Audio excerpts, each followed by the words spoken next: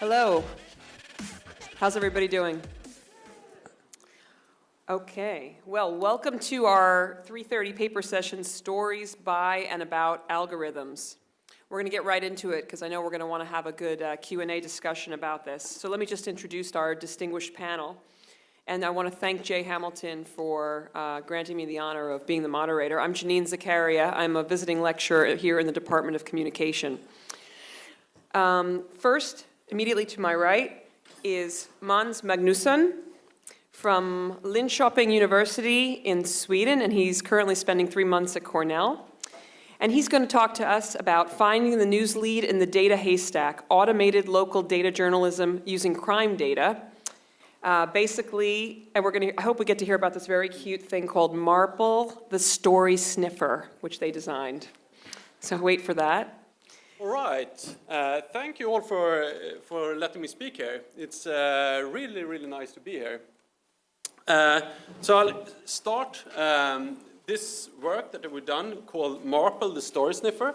It's a joint work with me. I work as I'm a PhD student in statistics at Linköping University in Sweden at the Department for Computer Science.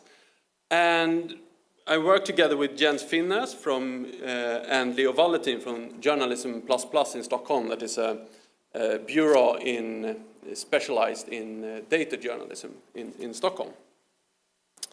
So a short notice, before I came to grad school, I worked as a statistician at the National Agency for Crime Prevention and the National Agency for Public Health in Sweden. And you will probably see where I've taken many of the ideas behind Marple. So this is the view you would see if you're a local journalist in Stockholm. In Sweden. So this is the number of reported offenses in Jönköping kommun, Jönköping municipality in Sweden, the different types of crimes, and the month with the number of reported offenses. And this is for the year 2015. So it can be quite hard and daunting for a local journalist to spot news leads in this data set. So if you look a little bit more detail in this data, you could see that theft or bike theft in Jönköping municipality increased quite a much in August in 2015. So, I mean, this can be seasonal effects, there can be random noise in the data that generates this type of data. So if we look at it a little bit more, this is the development of bike theft in the municipality of Jönköping. And now you start to see that this last data point seemed to be some type of anomaly in the data. It's the highest number of reported offenses in bike thefts during the periods in 2008. So what we did, we let Marple identified this as a potential news lead, and we send this graph together with a short text describing this data to a local newsroom in Jönköping municipality. And based on this, unfortunately, this is in Swedish, but it's it's obvious why it's written in Swedish. But they made a short news item on this little news lead that we generated from our model. And the good thing with this one is that what they actually do, they just don't take this data and publish it. They contacted the police, asked why this was the case, and they verify that this was an anomaly, and they put it into a context, doing ordinary journalistic work. So this is what we want to do. So we created what we call Marple, the story sniffer. That is right now it's a pilot project. Currently we're only working with reported number of offenses. And the goal is to automatically identify potential news lead for mainly right now anyway, local journalists that work locally in Sweden. So our main goal is to be some kind of data monitoring or data watchdogging of public available data.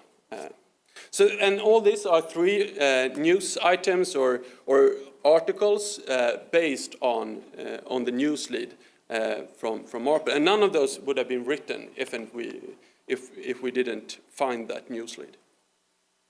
So the problem that we address and try to study how we should do this in a good way is finding the news lead. So what we do is we use Bayesian anomaly detection, so that's Reverend Bayes for you who don't know that. That helps us to identify which data point that is probably a news lead or probably an anomaly. And we do this on the reported number of offenses in Sweden, and currently we're experimenting with the newswire Siren that can send out our news lead to all the local newsrooms in Sweden. So it's a perfect test bed to try this out, what works as a good way to generate news lead for local journalists. So this is just a small pilot project currently. So we have had this Marple up and running for 4 months. And as you can see, to the left is the alarm generated by Marple. And then we have Jens and Leo that are journalists and are the gold standard that have gone through all those news leads and identified which of those alarms, probabilistic news leads, are actually real news leads. And as you can see, currently the model isn't that good. We still identify a little bit too much. But think this is based, we identify this alarm based on analysis of 8,000 time series each month. So as you can see, it's just a small needle with potential news lead in this public data set. And as you can see, even though Jens and Leo is really good at identifying the right news leads, not all of them are currently becoming publications. But currently we have about 30 publications right now in this small pilot project. So the conclusion so far, automatic identification, it seemed to work. We are generating news leads. They are producing articles based on these news leads in Sweden as we speak. One conclusion we made as well is that you need to try to model the news lead probabilistically and to take this random noise into account. We have tried with more deterministic approaches like identifying the maximum number of reported offenses and stuff like that. But it doesn't seem to work that well. For example, if you look only at the maximum values in a trend that is going up, you're generating a new news lead every month, and that is not an interesting news lead. So using probabilistic methods is really key to creating good news leads. In Sweden, this is a really new approach. So we are having some problems on how they can use it. They don't know if they can use the text. They don't know if they can use the visualizations and so forth. So right now it's really in the very beginning. So people are trying this out to see how they could use this in their local newsrooms. And one thing that we also concluded so far is what we are doing right now mainly fit for univariate time series. If we start to try to do multivariate analysis, we end up with a problem with correlation and causation. Analyzing one time series at a time is much easier to do and generate good news lead that actually has some value that don't need as much subject matter experience compared to more advanced multivariate approaches. So the future work, what we're going to do right now and what we're doing right now is we want to try more and better models. As you can see, Marple still finds a little bit too many alarms that actually aren't of journalistic interest. So we try new models for new type of data as well. We started out with reported offenses also because it was quite difficult to analyze small counts of reported offenses. So we're working with better models and trying to improve on that one. We're also expanding to new data sets right now. So we talk right in this very moment, we start to publish the first news leads on the number of sold houses and sold apartments at the municipality level in Sweden. and the price development of the prices of apartments and houses in Sweden.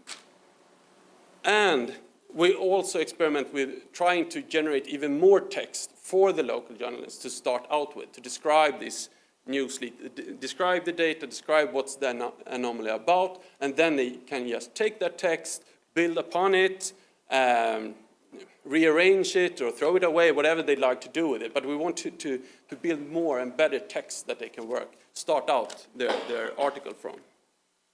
And we're also right now trying to find other countries where we can try this out. Is this valid only in Sweden? We don't think so. So we're also trying to see, could this work in other contexts as well, except for the Swedish context. All right, that was everything I had to say. Thank you very much. Thank you, Mon.